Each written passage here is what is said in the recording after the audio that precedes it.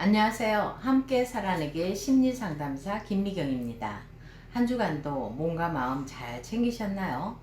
요즘 저는 산에 운동 다닐 때마다 제 발 앞에 떨어져 있는 밤을 보면서 어찌나 기쁜지요. 자연의 변화를 통해서 기쁨을 느끼는 것이 순도 100%의 기쁨이랍니다. 여러분도 지금 산에 올라가셔서 이 기쁨을 함께 만끽해 보시겠습니까? 그렇지만 도토리와 밤은 산에 다람쥐와 새들의 겨울 양식이니 많이 주어진 마시기 바랍니다. 또한 저는 시나리오를 준비하고 영상을 찍고 여러분하고 만나는 이 시간이 저에게는 참으로 기쁜 시간이랍니다. 여러분도 저를 만나는 게 기쁨이었으면 하고 조심스럽게 기대해 봅니다. 단 한 분이라도 제 영상을 보고 유용과 쓰담이 되길 바라며 오늘 영상 내용으로 들어가 보도록 하겠습니다. 오늘은 당신 옆에 나르시시스트가 강박성 성격장애라면으로 준비했는데요. 앞의 영상에서 편집증, 경계성과 마찬가지로 오늘의 강박성 또한 상담하기에 모두 부담스러워하는 인격 장애들이죠. 이들과 함께하는 사람들은 가까운 사람이나 가족들이기에 그런 나르시시스트와 함께 있는 것도 고통스럽지만 더욱 힘든 것은 다른 사람들에게 말을 해도 알아듣지도 못하고 이해하지도 못하고 네가 이해해, 네가 뭔가 부족해서 그런 거 아니야? 라는 응답이 나올 때 나르시시스트 피해자들은 2차, 3차 고통 속에서 절망하게 된답니다. 저에게 상담받으시는 분들은 대부분 나르시시스트로 인해서 고통을 호소하시는 분들인데요. 하나같이 무기력과 우울에 시달리고 있습니다. 그래도 자신을 지키기 위해서 용기를 내서 상담을 요청한 것만 해도 새로운 시작이며 자신의 성장과 변화를 꾀할 수 있는 엄청난 에너지가 잠재되어 있는 분들이에요. 나르시시스트이면서 편집증, 경계성, 강박성이 혼합된 악성 나르시시스트라면 정신과 의사 선생님들도 고개를 절레절레 흔들 것입니다. 더군다나 정신과 선생님이 이런 나르시시스트를 한 번도 만나본 적이 없고 이론으로만 배웠다면 어찌 해볼 수가 있겠습니까? 특히 그런 배우자, 자녀, 부모와 지금까지 살아왔다면 당신은 어느 누구보다도 대단한 사람이고 당신의 삶을 응원하고 또 응원하고 싶습니다. 결국 하나님은 당신 편일 테니까요. 당신 옆에 나르시시스트가 강박성이 있다면 분명 편집성도 경계성도 함께 있을 가능성이 많아요. 신념 체계 자체가 역기능적이고 왜곡되어 있기 때문이죠. 강박성은 강박증하고는 다르답니다. 강박증이라고 하면은 보통 손을 자주 씻는다든지 가스불이나 문단속을 지나치게 하는 경우를 말하는데요. 강박증에 있는 사람들은 그런 행동을 하는 경우 불안해서 일어나는 일이거든요. 그러나 강박증 사람들은 자신들의 행동이 불편함을 느끼고 있고 자신들의 행동을 남에게 강요하지는 않아요. 그런데 강박성의 사람은 자신은 물론 다른 사람, 특히 가까운 부하 직원과 가족에게 자신처럼 하기를 강요하는 데서 가까이 있는 사람들이 너무 힘들어지는 거죠. 그럼 강박성 성격장애의 특징을 알아볼 건데요.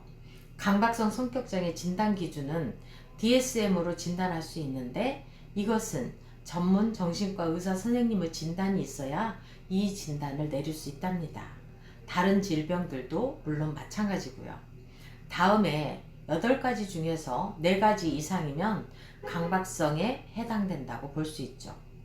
첫 번째는 내용의 세부, 규칙, 목록, 순서, 조직 혹은 스케줄에 집착되어 있어서 활동의 중요한 부분을 놓치고 있는 것입니다. 한마디로 아주 사소한 것에 목숨을 걸기 때문에 그 사소한 것에만 신경 쓰다가 결국은 중요한 일은 놓치고 만다는 것이죠.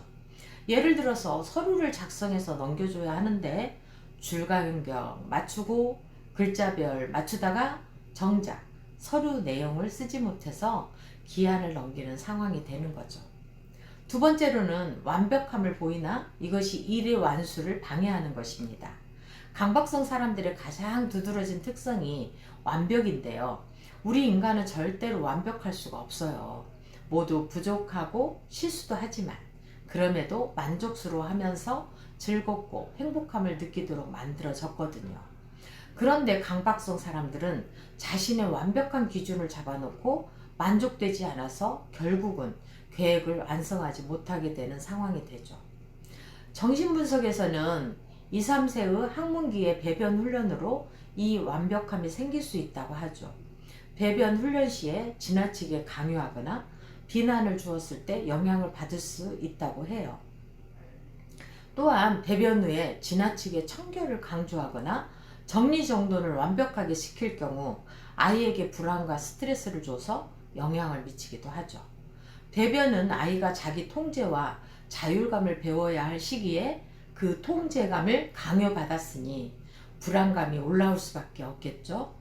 이걸 보면서 우리는 지식을 알아야 실수를 덜 하게 되고 가장 중요한 인간관계를 잘할 수 있지 않나 싶습니다. 세 번째로는요, 여가활동이나 친구 교제를 마다하고 일이나 성과에 지나치게 열중하게 되는 거죠. 여행이나 여가활동, 취미활동을 필요 없는 것으로 간주하고 친구를 만나는 것도 가족과 여행 가는 것도 모두 아깝다고 생각하여서 정서적인 노력을 전혀 하지 않아요. 네 번째로는 지나치게 양심적이고 소심하고 도덕윤리 또는 가치관에 관하여서 융통성이 없어요. 다섯 번째로는 감정적인 가치가 없는데도 낡고 가치 없는 물건을 버리지 못하는 거죠. 지나간 신문이나 피트병처럼 의미나 가치 없는 것에도 지나치게 집착하여서 하나라도 버리는 것에 아주 예민하게 반응해요. 여섯 번째로는 자신의 일하는 방법에 대해서 정확하게 복종적이지 않으면 일을 위임하거나 함께 일하지 않으려고 해요. 일곱 번째는 자신과 타인에 대해 돈 쓰는 데 인색하고요.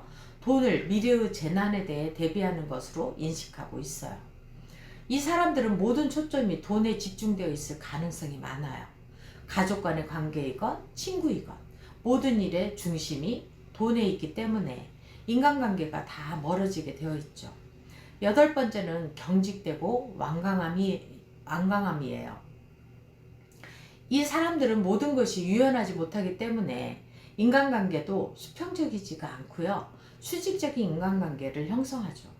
윗사람이나 높은 사람에게는 정중하게 대하지만 아랫사람이나 가족에게는 함부로 대하는 그런 경향이 많아요. 경직되고 완고하기 때문에 창조적이거나 새로운 일에는 부담을 느끼고요. 특히 자유분방하고 감정을 자유자재로 표현하는 사람을 극도로 불편해하기도 하죠. 이들은 독특한 신념 체계가 나는 나 자신뿐만 아니라 내 주변까지 완벽하게 통제해야 되고 실수하게 되면 그것이 바로 실패라고 여기기 때문이죠.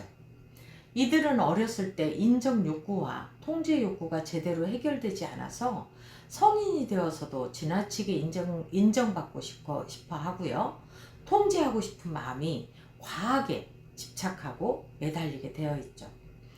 우리가 이것을 심리학에서는 미해결 과제라고 하는데요. 단지 인정을 많이 해주고 칭찬을 많이 해줘서 해결된다면 얼마나 좋겠습니까? 정신과 선생님들도 부담스러워하는 강박성 성격장애를 일반인들이 가족이라고 해도 절대로 쉽지가 않죠. 그래도 본인의 증상이 정상은 아닌 것 같다라고 생각이 들어서 정신과 전문의를 찾아가서 진단받고 약물 처방만 받게 된다고 해도 엄청난 변화가 시작될 것입니다. 부디 이 영상을 보시는 분들 중 자신에게 해당된다고 생각이 드신다면 자신을 위해서 또한 주위 사람들, 특히 사랑하는 가족을 위해서 정신과 전문의를 방문하시길 간절히 기도합니다.